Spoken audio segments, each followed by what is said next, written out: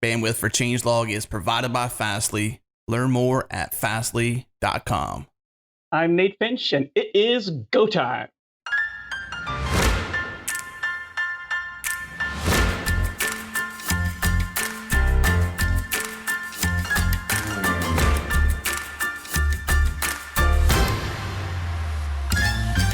It's Go Time, a weekly podcast where we discuss interesting topics around the Go programming language, the community, and everything in between.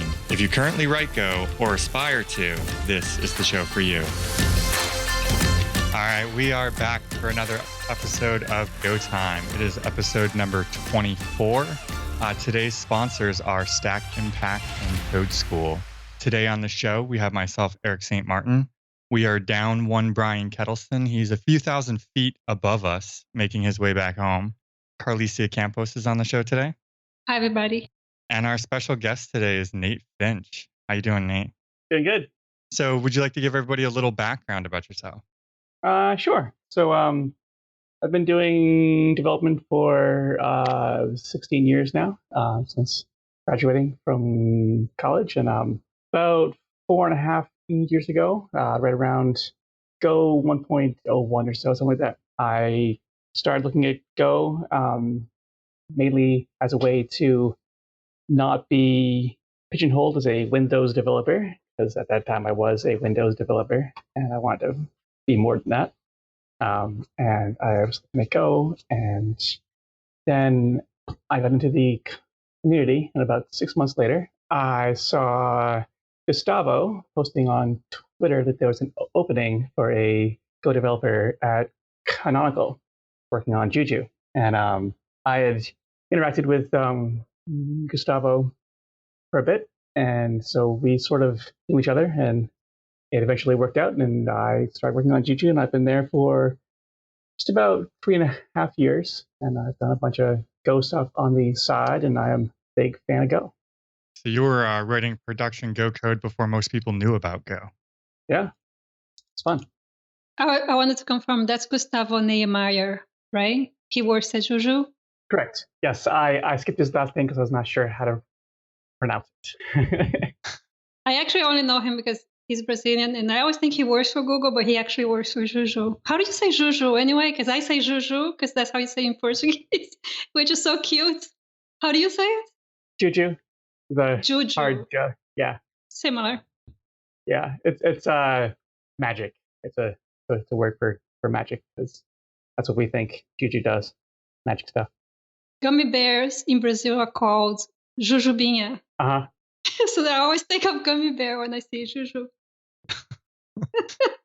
All right. So Juju is basically an orchestration platform for kind of tying together different services.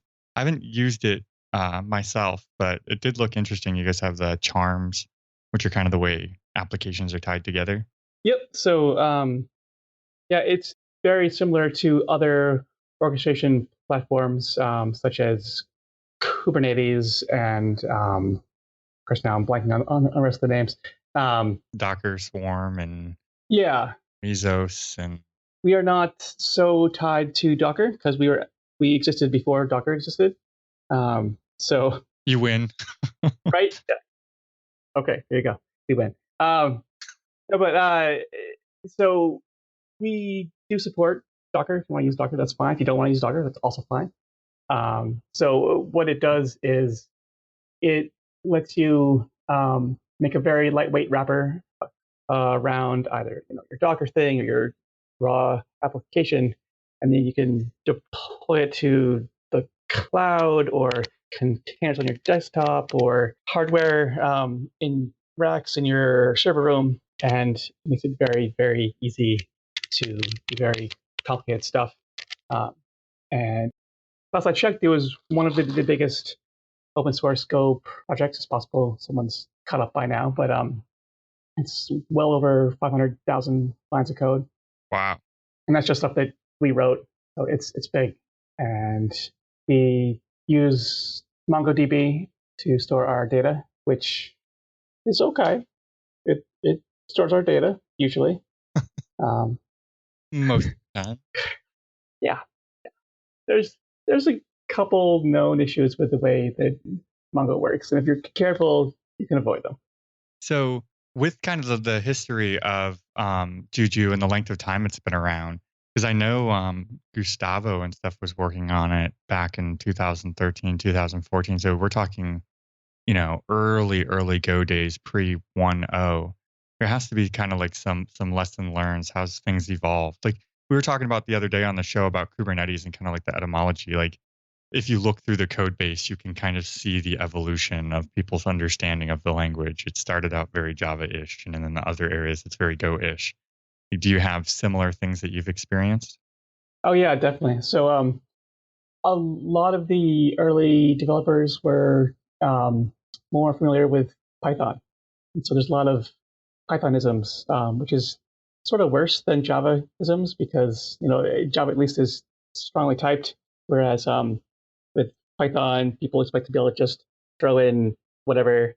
So there's a few spots where there's like empty interfaces and reflection. Most of that's been stripped out as we go along. I think one of the bigger lessons learned is we use Gustavo's GoCheck, which is a testing framework that builds on top of GoTest.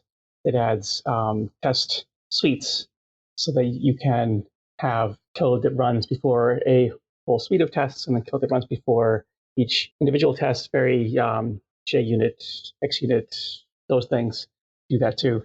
And I think that's actually been kind of a problem because it means that we have a lot of code that runs that's invisible, which means it's hard to know exactly why a test actually works because there's all this stuff to set up that you don't see. And then the unit tests take, on a decent machine, a good 17 or 18 minutes. And that's just like running GoTest for all of Juju. That's a long time. So this is just your unit tests and not like integration tests and stuff. Correct. Our integration tests are even worse, but that's sort of understandable because our integration tests actually like bring up machines in the cloud and stuff. So those take like 4 hours, but that's doing a lot of work over the network and machines booting and blah blah. But unit tests, it's kind of inexcusable to have unit tests that take 17 or 18 minutes, at least in this day and age. What it is we have a lot of full stack tests that run against like an actual Mongo database, which is great for like making it a real world scenario, but it's terrible when you make one small change and you want to run all the tests hard. So. Yeah, the hard part is just like, what should that number be? Yeah. Because it like with a 500,000 line code base, it's going to take a long time to do a good test suite. Yeah. But 18 minutes does feel probably on the longer side. So you initially came up, was this last episode or the one before, Carlicia, where we were talking about Gorram? Or how do you pronounce that anyway? Gorram? Gorram? Gorram. Gorram. It's from Firefly. It's actually a swear. Like those Gorram thieves. That's awesome. Eric, I don't remember which episode it was, and I don't even remember talking about it, but I also don't remember a lot of things, so I don't know. You're always the one she knows exactly which episode, like we talked to which person, and so good at that stuff. It was episode 21, and the only reason I know that is because I listened to it last night. So it was a couple more episodes ago than I thought it was, but yeah, she's so awesome with that. I'll mention it's like we talked to somebody, and she's like, "Oh yeah, it was episode such and such." Oh, thank you. I guess it doesn't work all the time. if you ask me on Monday, I'll forget who we talked to last week. So what was the motivation behind creating that? It's a really interesting project. Yeah. So it's very simple. There's one definite spot where I said, I have to make this.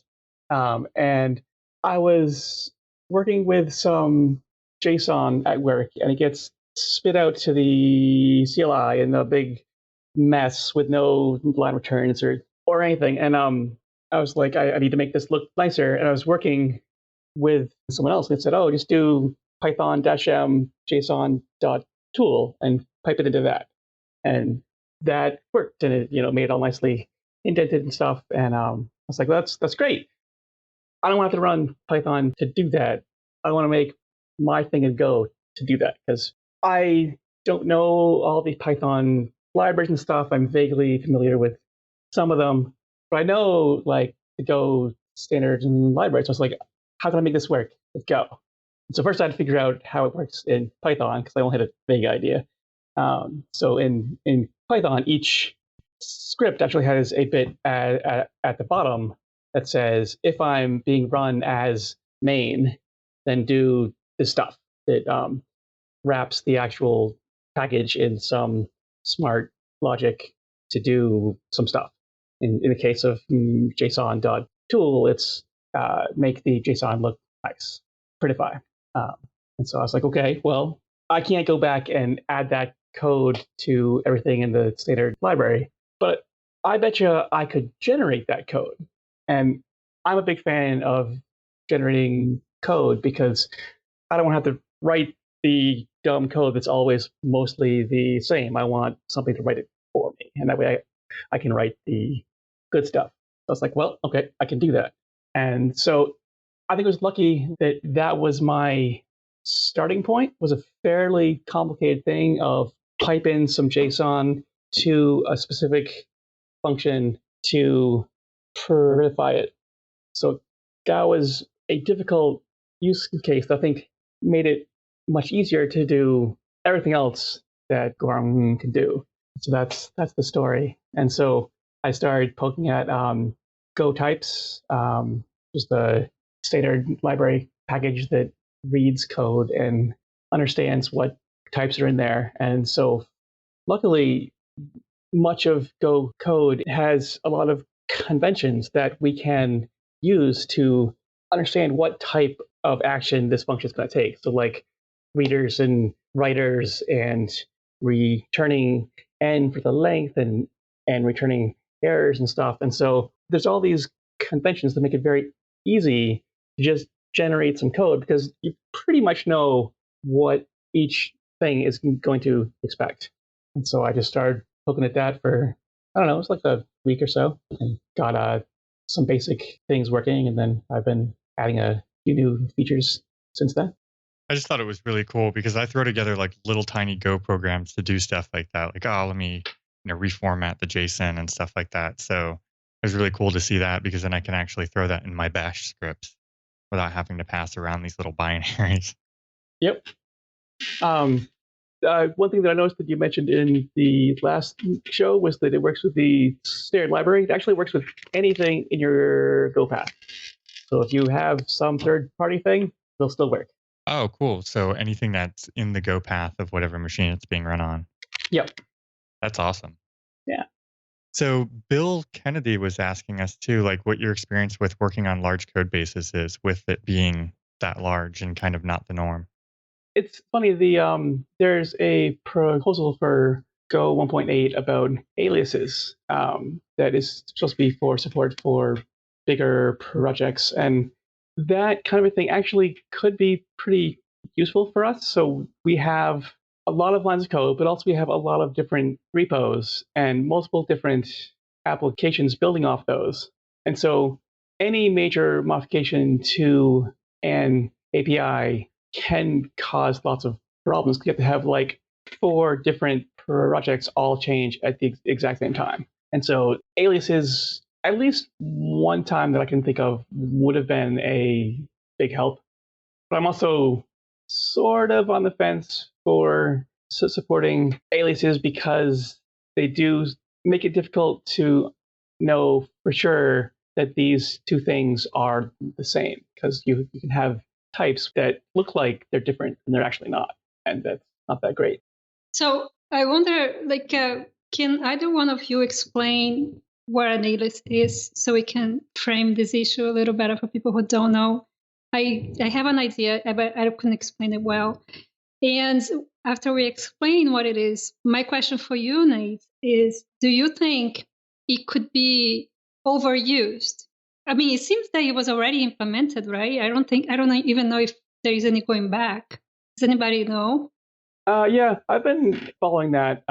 So it has been implemented, but there's still time to roll it back if it's decided that we should. And so what aliases are is you can put a definition in your package that is, for example, type foo equals greater than some other package's type. So the equals greater than looks like a right-facing big arrow. It's like the Ruby hash rocket. Mm-hmm. Okay. And what that says is references to this type in this package are the exact same thing as references to that thing in that package. So a function that takes one takes either. And more complicated constructions like a function that takes a function that takes that thing works with either one. And it's that second order function of a function that is where you actually need it, because for types, you could use interfaces directly. So you can pass a strings.string reader into something that needs an io.reader. However, if you have a function that takes a string reader and something else that wants to take a function that takes a function of io.reader, that won't work. It's a little hard to explain without text. Yeah, audio like definitions of things gets difficult. Right. But I guess the basic explanation of it is it's almost like a symlink, Mm-hmm. right? Where you're referencing one type from another package in your current package. So say you took one big monolithic repo and you needed to split it up. Well, you don't want to break all the projects that may be referencing that package. So you may kind of create an alias so that the type still exists in the original package, but it basically refers to it in its new location. I didn't realize that it worked the other way. So you said it basically the indirect works both ways, Nate, where I could pass in, if I took the type from the original package or I took the type from the new package, I could use either type passed in. I'm pretty sure. I'm not 100% sure, but I think that's sort of needed to make sure that you have full compatibility, but I'm not 100% sure. Yeah, and I think that, and Bill Kennedy's kind of chatting here too. He said, that he pointed out the fact that this is supposed to be a temporary stopgap. Like, it's not supposed to be a feature that people heavily use. It's supposed to allow people to put that alias in to not break CI for 20 projects that all depend on this one. Yeah, that's what they say, but we all know that no hacks are ever temporary, right? Like, they will stick around for years, which is one of my concerns about this.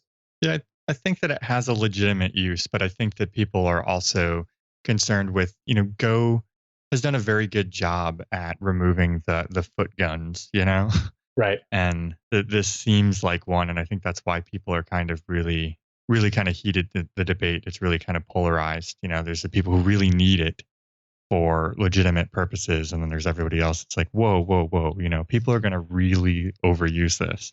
Yeah, that's what I wanted to know, because one of the angles of the conversation was this is adding a level of interaction that's going to make reading code confusing. And the other side is saying, well, but it's very useful. And guess what? We have goto as well, which is not supposed to be used all the time, but we do have it, and we use it very specific and very sparingly.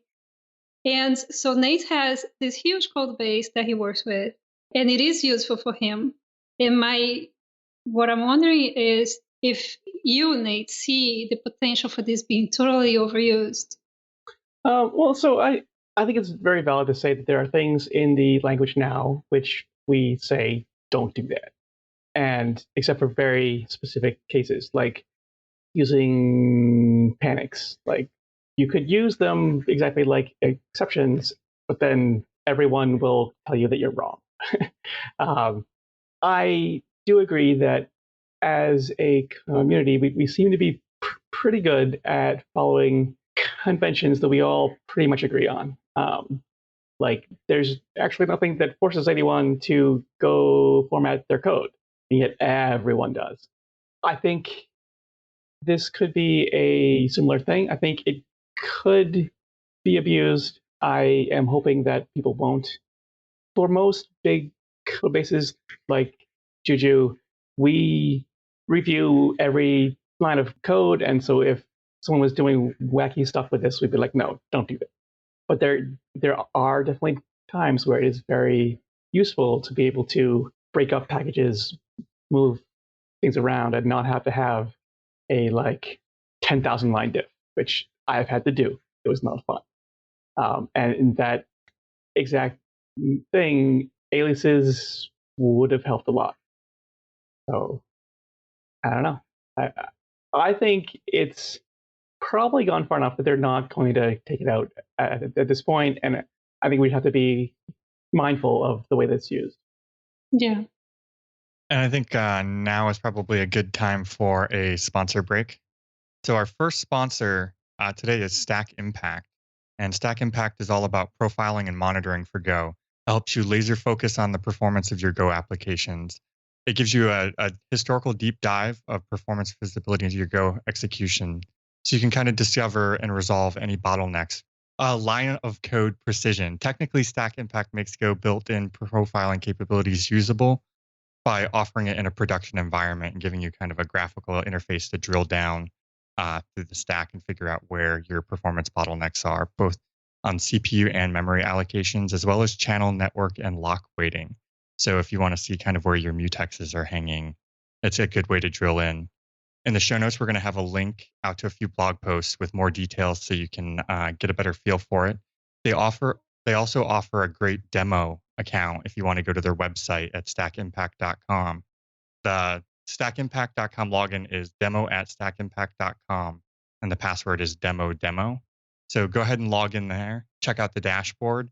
They also offer like nice anomaly-based events. They can basically go into a Slack channel, JSON webhooks, or email you based on anomalies where some of your CPU usage or memory changes into an odd area. Definitely go ahead and check out the demo. If you're on the Go for Slack, there's a Stack Impact channel where you can report any issues or get support or talk to other users. If you need to focus on performance for your Go application, we recommend you check out Stack Impact. Head over to stackimpact.com/GoTime.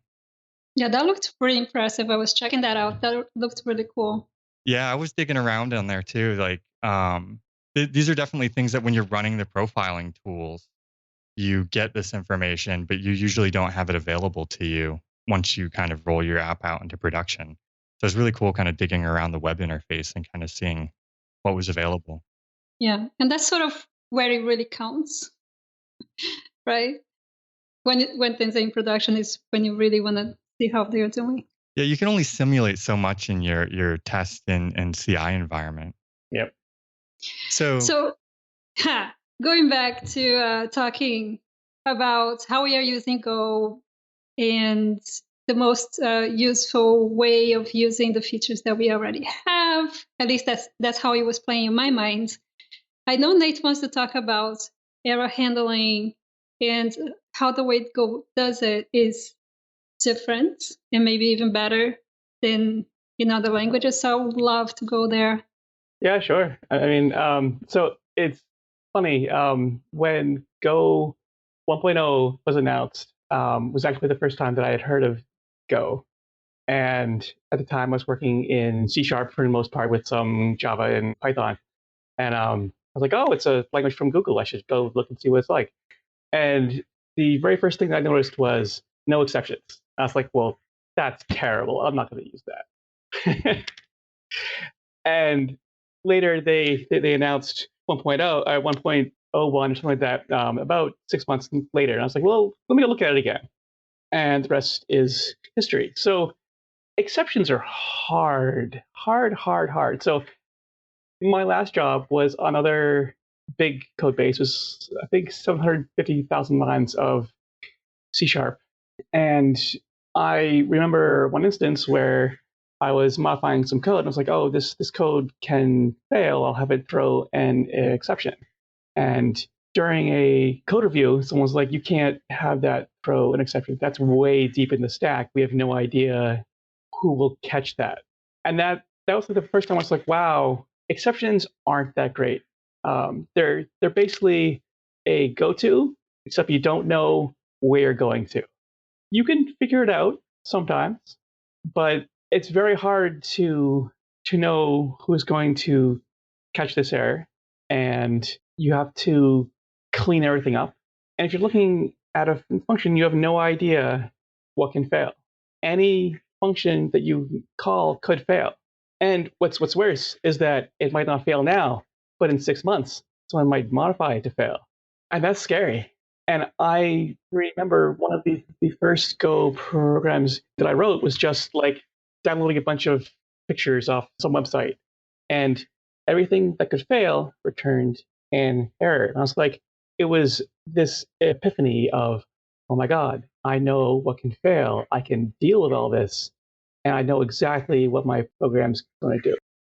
I think dealing with errors is where Go really got it right, because the multiple returns means it's very easy to just say, okay, this thing returns an error, but also some actual useful data. And yes, you have to do if error not equal nil, blah, but that's good, because that means you're saying, I know this can fail, I'm going to do something. And people always talk about, oh, it makes my happy path look all messy. And I'm like, this is programming. There is no happy path. Mm. Yeah, that's especially when you write network software, right? Like the amount of things that can go wrong. And it's just, anybody who's kind of supported applications in prod is aware of stuff like that, like the odd things that start happening to every application when different resources start hitting their level of saturation, when the out of memory killer starts going, or when you run out of disk space and the network drops, or somebody decides to take down a link and bring it back up, or assign a new IP address to it. Like random stuff happens on the machine. There, like you said, there's no happy path. That's very interesting. Yeah. Yeah, and the thing that I find is that in Go, I'm a lot more aware of where things can fail. And so instead of just programming for when things work, and then when things break, everything dies, things don't always work exactly the way I expect them to, and you have to deal with that. And things like the network being terminated is not terribly exceptional. It happens all the time. So what do you do? And it's like, there's no happy path. There's also no bad path. There's just paths. It's just forks. Like, is this user's name Bill or is it Bob? It's not happy or sad. They're just different, and you do different things. That's a very good point. I remember when I started looking at Go open source projects, especially the bigger ones like Influx Data and InfluxDB and Docker, etc. I got really intimidated by how long the files were. I was just thinking, wow, it must take a lot of mental energy to hold everything that's in this file in your head. I mean, especially coming from Ruby, and people say you don't make a file longer than, I think it's 100 lines. And here I was looking at Go files; they were just super long. Now, after I learned a little bit, I noticed that a lot of it is error. And then my first reaction was like, I don't want to be looking at error handling. I want to look at the code. I want to look at the happy path, because that was my frame of reference. That's how I used to think. So, which is to say, Go has a very different prerogative, I want to say, a very different approach. And now that I'm used to it, I really find it very refreshing that everything is there, is explicit, and it's right there. So I don't have to go to other places. I don't have to follow that chain of exception throwing all over the place. Everything is right there. Now I find it's the opposite for me. I love it. I just find it super simple. Whereas before I used to look at a big file and think I have to hold it all in my head. Now I look at a big, long Go file and I think everything is here. It's so much easier for me to hold this in my head because everything is right here. It's not a long file that it's that content and I have to go all over the place to look at where exceptions are being thrown. Everything is right there. It's explicit. So it makes it a lot easier. The one thing that I like about it is if you use idiomatic Go, then your happy path, so to speak, typically is at the first indentation level. So you can kind of, if you're just trying to get an idea for what a function does, you can kind of just scan that level. And most of your edge cases and when things return in error are typically indented in. That's typically where you find your error handling. So it's easy to kind of scan past it when you're just trying to get a rough idea, but you can, like you said, you can focus more on it when it matters, when you're really trying to, oh, well, why would this go wrong? I should look to make sure it's handling these scenarios I'm expecting it to. The hardest part is not knowing. It's the unknown unknowns, And I think that's why like the whole crash only software paradigm has kind of become more popular, especially with distributed computing and containers and stuff.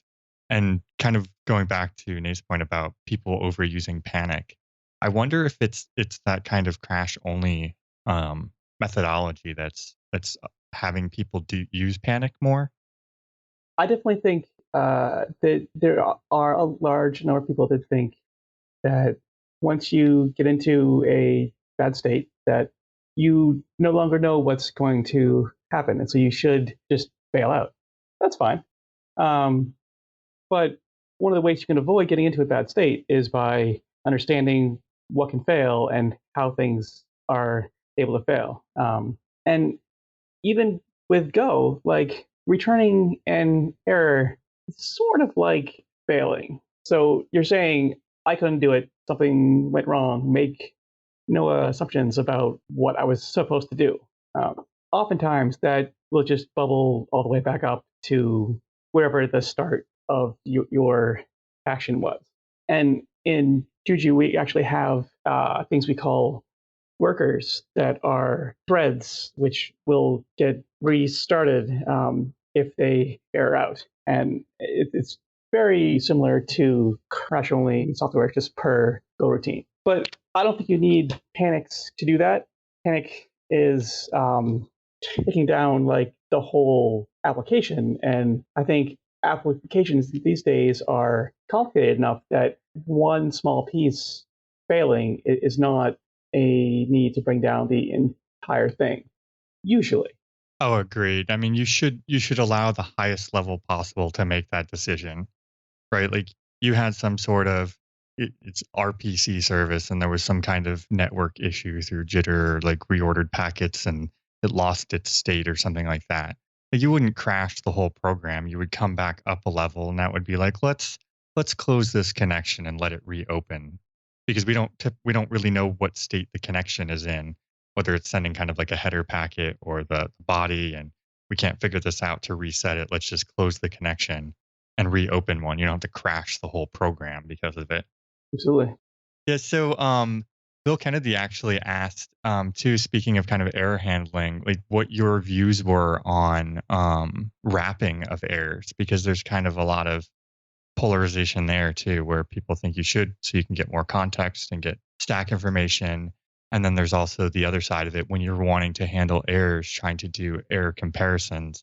When you wrap errors, you end up leaving yourself needing to compare strings or regular expressions against them instead of comparing actual types. Mm-hmm. Well, so we actually use a wrapper in Juju that we wrote a couple years ago. So in the beginning, we didn't use a wrapper, and that does kind of make things rough, because if you don't use a wrapper, then you do have to just compare strings. If you're using the like format that arf and then just adding on more string to the string that you have. I like Dave's package, github.com/package/errors. So the nice thing about his is that he gets a stack trace when you make the new error. You can still get the error that was the original error. And so you can still like check and see if it's in io.eof without having to look at the string. You can see if it matches some interface. And Juju's package also lets you do that. So all these packages work basically the same. And there's a lot out there. We looked at a bunch, and I'm sure more have been written. And so basically, they all just store the original error and give you back a wrapper struct that goes around it. The problem with Juju's is that you have to wrap it at every return, because instead of getting a stack trace per se, it marks where it gets wrapped on the return path up. The idea was that sometimes you pass errors over channels, like the stack trace per se may not be how you eventually get a hold of the error. In theory, it was a good idea. In practice, it means that everywhere you return error, you have to do a wrapping, which is kind of a burden, mostly for when things return multiple values. You can't tail call, like return a function. You have to assign the values to variables and then wrap the error and then return both. That's kind of a pain. The difference with Dave's is that he actually grabs the stack trace the first time. So in theory, you don't actually have to wrap it when you return it past that first time. So I think they're kind of good, and I think they're kind of not as useful as people think. So in Juju, a lot of the time, I can just search for the string and find the spot where it's made and figure out what's going on. I don't always need the whole stack trace. In fact, it's fairly rare that I need the whole stack trace. So yeah, I typically only want the stack trace if I don't know how to continue. If I know how to recover from the error, I don't really care about the stack trace. But when I'm actually taking down the application because I don't know how to recover from the state, that's typically where I want a full stack trace. Yeah, and I guess I just haven't seen as much use out of the stack trace as I would like, and so it seems like a lot of work. Not really a lot of work, but more work for questionable benefit. So I'm still leaning towards saying it's a good idea, but it's not as strong as I would like. I'm not exactly sure how to make that better case so that it's a stronger yes, you absolutely should do that. Okay. So I think it's about time for our second sponsor break, and then I want to get into kind of some projects and news, especially with the 1.8 freeze going on. Yeah. So our next sponsor is Code School. So our friends at Code School just launched a new course for those who are just getting started with Go. It's called On Track with Golang and has 5 levels. Level 1 is completely free, so you can easily take your first step into learning Go. All you have to do is go over to codeschool.com/go, click on the giant button that says Start Course for free, create an account, and get started. Level 1 has 2 videos and 8 challenges. And the cool thing is that all of this is done through your web browser, so you don't have to set up your machine with Go and GoPath, which GoPath is being fixed soon. Once you made it past level 1, you can look forward to the final level, which is level 5, where you'll be working with interface types, creating packages, and writing concurrent code with Go routines. And these are some of the primary reasons people are coming to Go. Once again, level 1 is completely free. Code School wants to make it super easy to take your first step into learning Go. And this course is a great first step. So head over to codeschool.com/go to get started. Thanks again, Code School, for this awesome course and sponsoring the show. So next up, projects and news. So we have the 1.8 freeze. So that just happened, and we're going to be frozen for, I think it's 3 months, right? Yeah, I think so. So I want to talk about some of the stuff that's coming in there. We talked about one of them, which is the aliases. But there's some other stuff coming in, like they're leveraging the context package a lot more. So one of the cool things I was interested in is the database SQL package will have cancelable queries now. Yeah, I was looking at it too, and they've done a bunch of stuff with names and parameters and stuff. That they're really buffing it up a bunch, because it was a little bare bones before, and it's nice to have it be able to do a lot more things. It's like that's half of what most applications do is talk to a database. Yeah, that's true. I don't know how much love I've seen in the database SQL package since early 1.0 release. It may just be because I haven't been looking for it, but I don't think a lot of more functionality has been added to it, to my knowledge. But one of the other cool things is the HTTP package. The server will actually have graceful shutdown by itself now, which is going to save me a lot of boilerplate code when I build HTTP APIs. Yeah, that is very cool. And then they're going to be doing the reverse proxy will have HTTP2 support. And Nate, so I hadn't seen this, but you had mentioned something about dynamic plugins. I think that's coming in 1.8. Yeah, it is. Okay, good. So they've been working on this for a long time, being able to compile code as a plugin that can be loaded by other Go code. And the other main application loads it using, there's a new plugin package in the standard lib on TIFF. And so it basically works like plugins where you can load new data. You can call functions and stuff. It's very interesting. So this is basically loading it as a dynamic library, like a DLL or an SO file. Yes. For other languages where you're dynamic. So I'm guessing. So how does that work for dynamically linking against it? Do you need to have the plugin at compile time, like you would for you'd need the header files for C if you were going to dynamically link against something, or is this just completely generic because the information is available in the binary? It's completely generic, which means you lose a bit of type safety going through it. I'm looking at the package now to refine myself, but basically you can look up names of types and functions, and they get returned as an empty interface, and then you can cast them and call them. Interesting. So yeah, I mean, I know there's been a few use cases where people have really wanted plugins, and like Kubernetes is a good example too. Yeah, I'm a big fan of plugins. In fact, I wrote a package to work with plugins called Pi that will be at least partially obviated by this, which is fine. So I think plugins are super valuable. Like that's half of why Kubernetes is so popular, is that you can swap things in and out as much as you want. And this will make it even better because then you can use real Go that you just drop in the directory and stuff. So.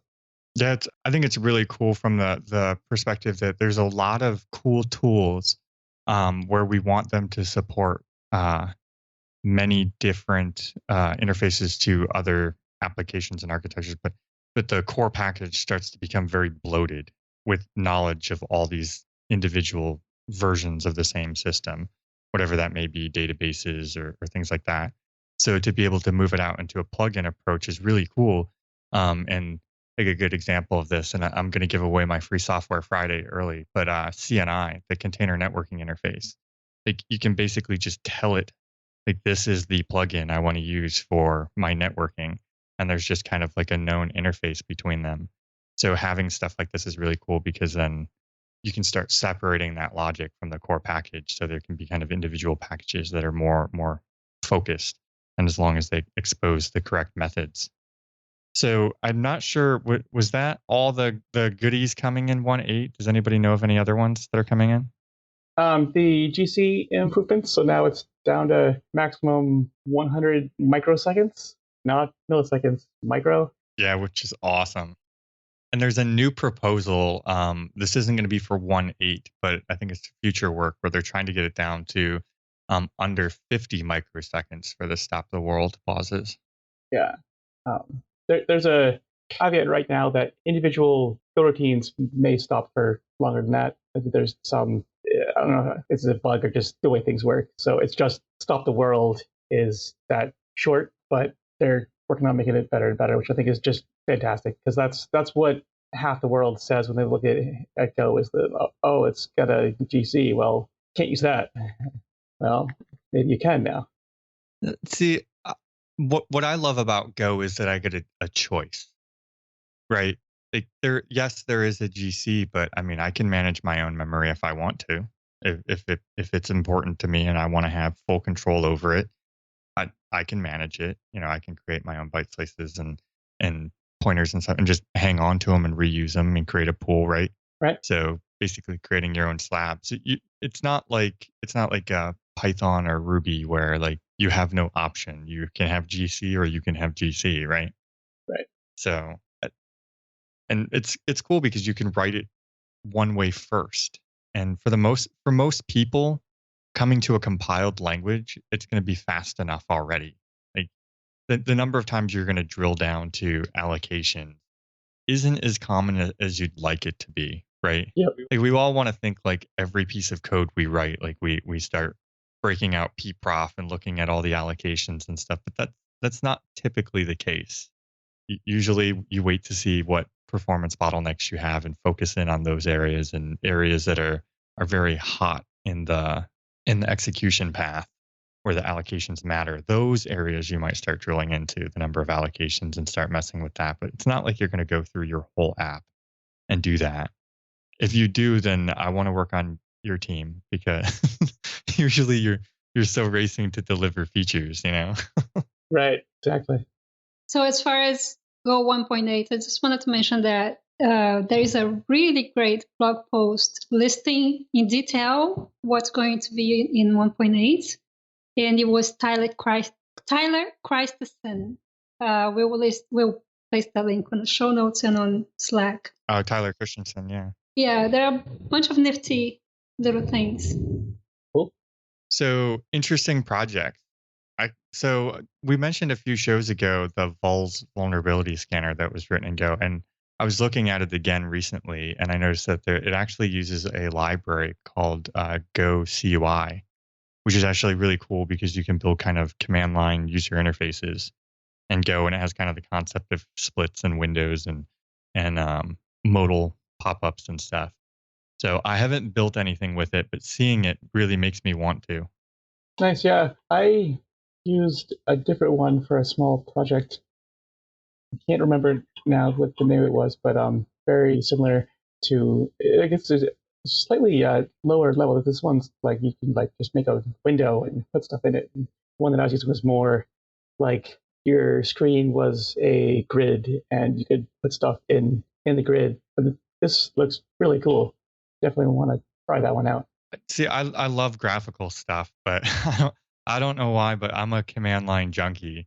It's like even like my development machine, I have a Mac and I do like the podcast and stuff from that and email and chat and stuff, but I primarily develop off a Linux box.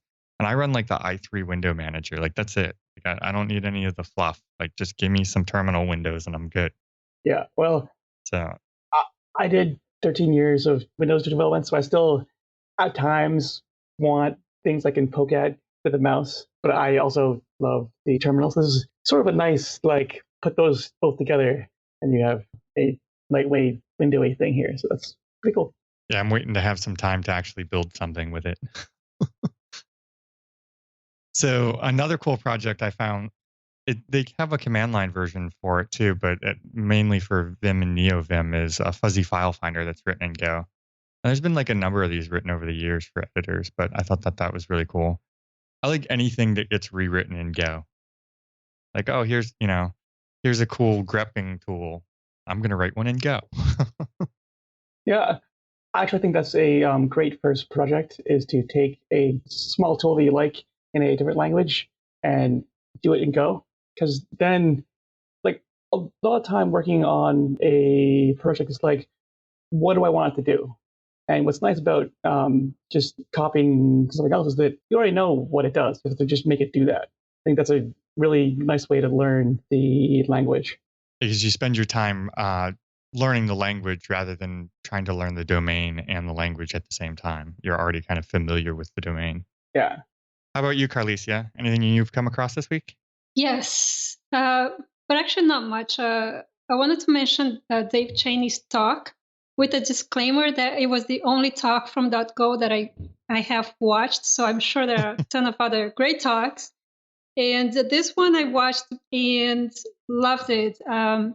It's basically, he talks about the functions as first-class citizens in Go.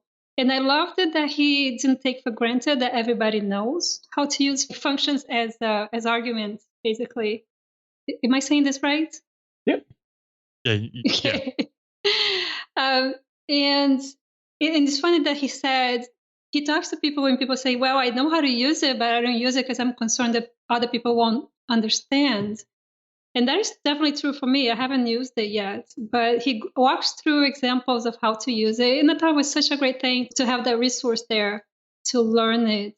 And in the talk, he also goes into the actor concurrency pattern. I didn't really get how the two fit together, but I also loved it because, well, great. There is a nice example of how to use that pattern. And in the example that he gave, I think the purpose for that example was to show the first Go proverb. And for people who don't know, there is such a thing as a list of Go proverbs, which is, the first one is, don't communicate by sharing memory, share memory by communicating. And for people who are new to this statically typed language with pointers in memory allocation and all of those things, this might sound so cryptic.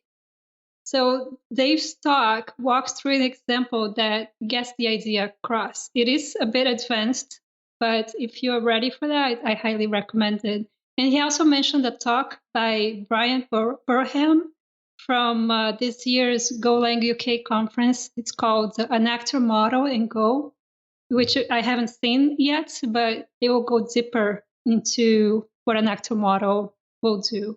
Yeah, there's a talk by Rob Pike from one of the Gopher Fests where he talks about the Go proverbs. So I'll find that video and link that in the show notes too. Yeah, good point. So an interesting thing about the functions as first-class citizens, I have not seen that talk, but speaking of 1.8 changes, the sort logic, right now you have to have kind of like an interface on your type that you want to sort, which has kind of been a pain, but in 1.8, you'll now be able to use a comparator. So you'll be able to just pass in a function to do the comparison and return basically which side is greater. So there's a use case right there for the first class functions. Yeah, there we go. That's exactly what I was thinking. Because that's how I approach things. I accumulate a bunch of tools, and every time I have a problem, I reference to those tools and say, can I use one of these to solve this problem? But it's helpful when people serve to you, like, here's a use case, so you have that in mind. Good one. Yeah, I am actually working with some code that uses first-class functions. So as a way to do validation of user data. So you've got a function that's got all this logic for getting the data. Then you just pass it in a validation function, and then it can run that to make sure that the data is valid. I was working on that while I watched Dave's video. It's like, oh, well, yes, that's exactly what I'm doing. Yeah, I haven't actually seen that video. I need to put that on my list. Actually, all the .go videos I need to put on my list to watch. Yeah. All right, so what else do we have on our list before we move on to Free Software Friday? Oh, one more thing I wanted to mention. Peter Bourgon emailed the mailing list. I forgot which one. And they have the draft spec for package management ready, and they are calling for comments. They are soliciting comments either on Gopher Slack, the vendors channel, or on the mailing list. And they started implementing a little prototype too. So that's definitely moving along. Yeah, I've looked at that, and honestly, it's so long and so detailed. I need like a TLDR version so that I can have some idea of what the overall meaning is, because it's 7 pages long. So I'm like, I don't know if I can get all that. Yeah, maybe the prototype they're starting to implement will be helpful in that regards. Sometimes it's easier to look at code. Yeah. All right. We ready for Free Software Friday? Oh, no, I'm sorry. I have one more thing. You got one more? Last thing. What is it? GoBridge has a community newsletter called Go Pulse. And oh, yes. Yes, it's Amy jumped in and took this on, and she did a fantastic job with the first issue. And we have sections for different things that people can suggest. And every month there is an editor. So if you feel so inclined, raise your hand and volunteer and suggest things. The newsletter came out really, really good. The one thing I liked was the Gopher Mike section where you kind of hand it over to somebody. Yeah, she made it very inclusive. It was awesome. And this is monthly? Yes. Awesome. So before we move on, where should people go to sign up for that if they are not already signed up? It's basically the GoBridge blog. And I want to correct myself. Her name is Amy Chan. We need to remember to say people's last name. So Amy Chan, thank you. You did an amazing job. And people can sign up at the GoBridge blog. And that's it. Awesome. So Free Software Friday. So today's Thursday, but we do it for Friday. So we like to give shout outs to people or projects that are making our lives easier. So Carlicia, do you want to kick it off? Yeah. What do you have this week?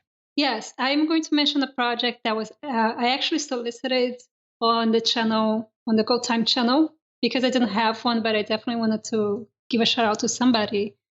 And now I didn't write his name here. I forgot the person who mentioned it. The package is called Kinetic, and it's an easier way to access Kinetic shards and for pulling and for doing other things. So if you're using AWS, oh, interesting. That's something you should check out. Yeah.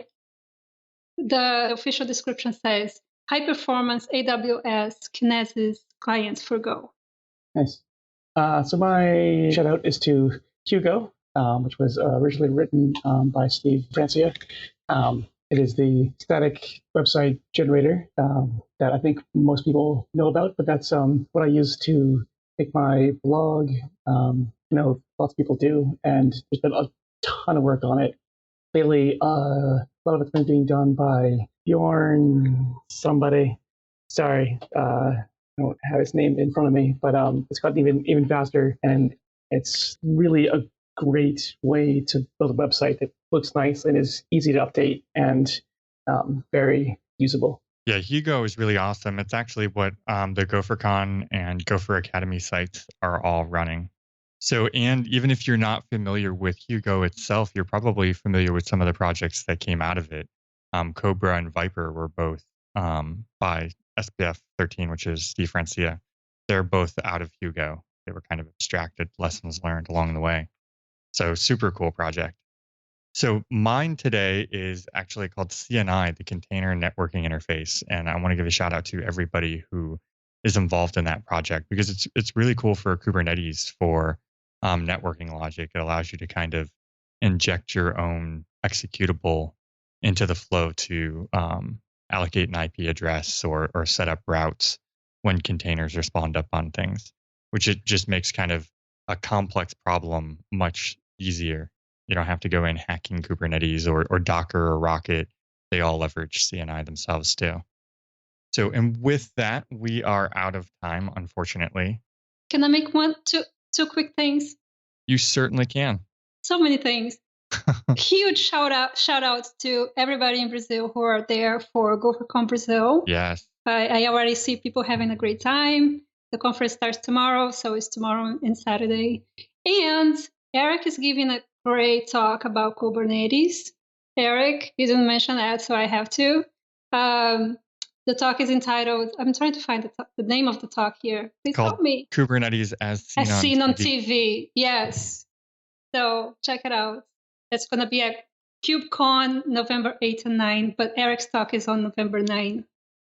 So speaking of which, because of that, we won't have a show next week. I think I'm traveling for that. Brian's traveling. I think he's in Amsterdam next week. So I think everybody's traveling. So we will be skipping next week's show unless we can find time to squeeze one in, not live, in off time. But let's assume there's no show next week.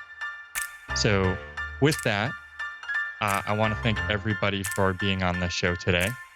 Huge shout out to our sponsors, both to Stack Impact and Code School. Thank you to all of our live listeners and future listeners. Definitely forward this to your friends. We are GoTime FM on Twitter. We have a GoTime FM channel on the Gopher Slack. If you are not subscribed already, go to gotime.fm, our website, or our email. And then I guess if you want to be on the show or you have ideas for guests or topics for the show, hit us up on github.com/gotimefm/ping. And with that, everybody, goodbye. Thank you, Nathan. Goodbye. Thank you.